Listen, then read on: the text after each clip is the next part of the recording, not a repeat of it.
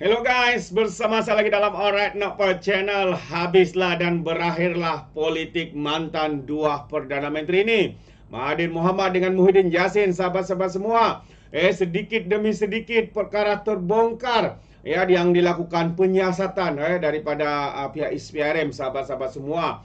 Jadi inilah yang kita boleh nampak, berbagai persoalan, berbagai skandal yang melibatkan mantan Perdana Menteri ini. Hari ini terbongkar satu demi satu. Jadi sahabat semua, hari ini kita mendengar pendedahan panas dan mengejutkan daripada Perdana Iswadi berkaitan dengan mantan Perdana Menteri ini, dua, iaitu Mahathir dengan Muhyiddin Yassin. Tapi sebelum itu, kita mau juga lihat satu isu yang panas di negeri Kedah yang dikatakan sememangnya sudah agak kronik, sahabat-sahabat, masalah ini. Apabila sebelum ini Menteri Besarnya menjanjikan akan menyelesaikan isu itu pada tahun 2000, Disember tahun 2023, hari ini Februari 2024. Adakah perkara itu selesai, sahabat-sahabat semua? Mari kita dengar pencerahan daripada Brother Iswadi berkaitan dengan isu panas ini. Saya juga dia kata. Alright. Masalah air di Kedah kronik, Akmal Nasir. Okey. Timbalan Menteri Pembangunan Kerajaan Tempatan Akmal Nasir menegaskan masalah bekalan air bersih di Kedah adalah di tahap yang kronik. Menurutnya, masalah ini berpunca daripada isu pengurusan air tidak terhasil NRW, Non-Revenue Water, yang tinggi serta kapasiti loji rawatan juga tidak mencukupi. Masalah projek naik taraf LRA di Bukit Selambau sepatutnya siap pada tahun 2023. Kini menjadi projek sakit dan kini keadaannya pada tahun 2022. Katanya berkongsi di laman X beliau. Rakaman video semasa tinjauan projek naik taraf mendapati kerja-kerja tanah masih dilakukan. Menurut maklumat video itu juga, subkontraktor baru saja dilantik pada bulan lalu. Projek yang sudah diberi tempoh EOT, tempoh lanjutan masa itu, sepatutnya siap pada Jun nanti. Namun, secacak besi pun tak naik lagi. Kata Akmal, ni dah bulan Januari ni, tak naik lagi. Kerja pembinaan LRA terutama di Bukit Selambau dan Sungai Limau berjalan terlalu perlahan sehingga menyukarkan rakyat Kedah, terutama pengguna air di daerah Kuala. Now, dalam video seterusnya, Akmal menyentuh persoalan bahawa orang lain pun PKP juga. Kan? Orang lain pun PKP juga, dia kata. So, kenapa tak siap-siap lagi? Okey. Jangan sebab kalau saya buat gila, memang tiap-tiap bulan saya turun. Kita tengok satu video. Kita punya logi dah over capacity. Nak tak nak. Kita dengar. Sadar kena lah. Mana sadar dia. Ya Allah, aku pasrahkan diriku sepenuhnya. Muhammad ni. Kita punya logi dah over capacity. Nak tak nak sadar kena lah. Mana sadar dia. Ya Allah, aku pasrahkan diriku sepenuhnya pada saat ini. Saya nak cerita masalah saya pula. Orang Kedah dah bising air tak ada kan. Bila saya berjumpa dengan orang semalam, orang marah. Bulan 6 nanti orang akan tuntut. Ini federal bagi grant. Kedah kena jaga projek. 129 juta ringgit. Ini bukan pinjaman, ini grant. Daripada federal kita bagi. Akhirnya, bila berlaku macam ni, kami juga yang terpaksa masuk campur, tanya. Kalau tengok nama tadi, pemilik projek itu kerajaan negeri. Dan sekarang ni, saya memang nak bekerjasama. Menteri sebut memang ini tahun pelaksanaan. Bulan depan masuk parlimen. Saya nak guna, sebab lambat, sebab COVID. Orang pun akan marah. Kedah ni ada isu air yang agak mendesak. Dia tempat yang terpaksa hantar pakai lori. Saya pun kata takkanlah Kedah koman sangat kena hantar pakai lori. Keadaan sekarang bukan saya nak salahkan orang. Saya nak resolve soalan ni. Tak nampak lagi plan macam mana nak resolve lah. Kalau tanya saya tak confident ni. Now when you are facing a trouble, nak angkat kaki macam tu tak boleh. Just cabut lagi. Saya pun tak boleh kata ni tak apalah, kita tinggal. Memang orang Kedah tak ada air lah ni. Sama kemarau pula dah ni. Pandai kau tambah minyak lagi dalam isu ni. Dan sekarang memang bulan bila dah start kemarau ni, I think lagi orang marah. Bila saya turun ni memang saya nak selesai. Saya bukannya nak tunjuk, nak komplain. I really want to make sure projek ni boleh selesai. Okay. Ni masalah di Kedah, tuan-tuan. Saya malah nak sebut pasal kontraktor tu lah. Nantilah. Saya akan ada buat satu live nanti. Untuk kita nak dedahkan lebih lanjut tentang perkara ini. Mungkin saya akan jemput YB Akmal Nasir lah dalam live saya. Kita tengoklah macam mana nanti.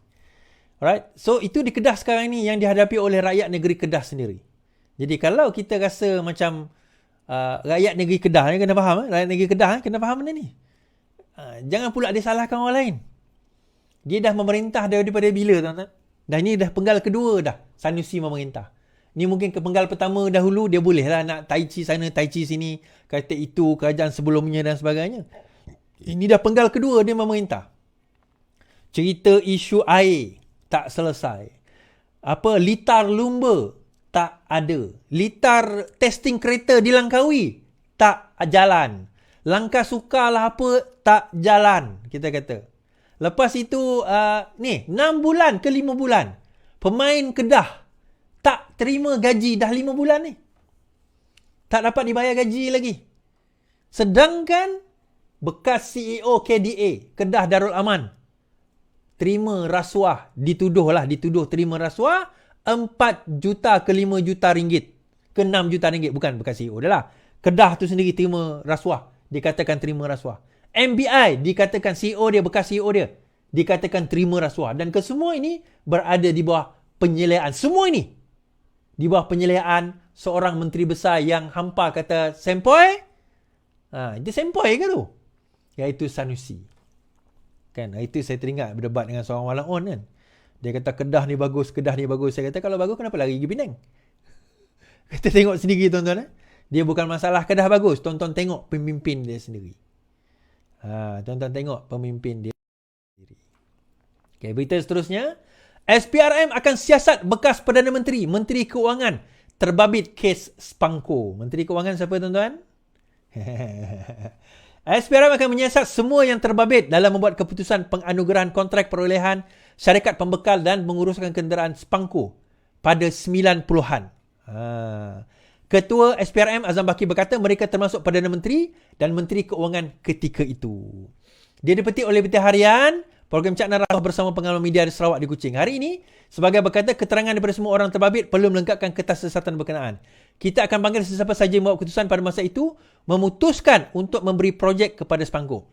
Kita lihat sejarah penubuhan syarikat itu pada 98 atau 99. Jadi sesiapa sahaja ketika itu termasuk Perdana Menteri dan Menteri Keuangan, Mahathir lah, akan dipanggil untuk rekod kenyataan dan mengetahui apa yang berlaku. Spangko menjadi syarikat tunggal yang memegang konsensi membekal dan menyelangga kenderaan kerajaan sejak 93.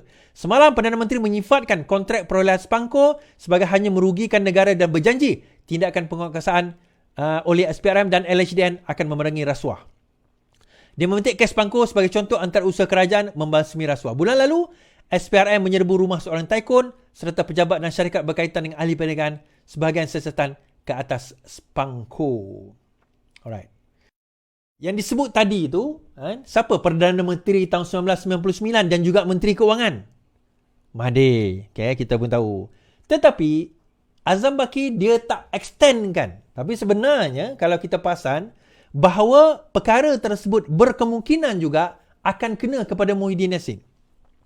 Pendedahan oleh Dr. Mazli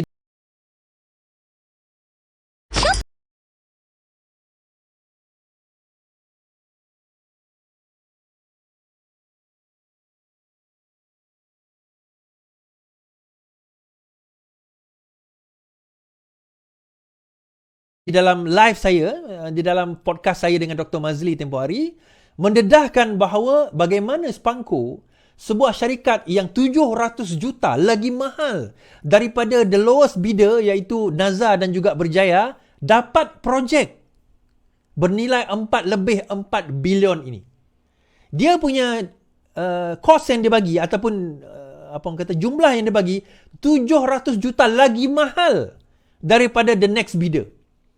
Sedangkan kerajaan pada 2019 telah memutuskan untuk apa tuan-tuan?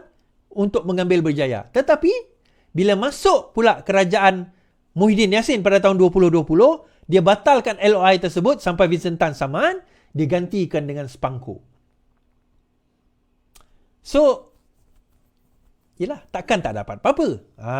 Itu soalan kita. Takkan tak dapat apa-apa kan? Mesti sesuatu akan berlaku. Mesti ada seseorang mendapat labanya. Kalau tidak, bagaimana tata kelola sebuah kerajaan yang kononnya bersih dan juga stabil? Sebab itu jadi best tu kan, bersih dan stabil, tiba-tiba menganugerahkan satu projek yang bernilai 700 juta, lebih mahal daripada the next bidder dapat projek tersebut. Jadi ini satu persoalan yang besar kepada kita, dan insya-Allah kata perkara ini akan dibawa ke muka pengadilan tidak lama lagi. Perlahan-perlahan saya kata. Sebab itu tuan-tuan, dalam perkara yang kita sebut ini, kita boleh kata apa saja pada kerajaan lah. Kan? Kita boleh kata apa saja, and people are trying to do as best as they can sekarang ini untuk undermine kerajaan ini, untuk undermine, untuk merendah-rendahkan usaha yang kita lakukan. Of course cabaran dan dugaan itu ada, bukan senang. Bukan senang. Kita melawan arus sekarang ini tuan-tuan. Kita melawan arus. Tetapi arus itu kita kena lawan.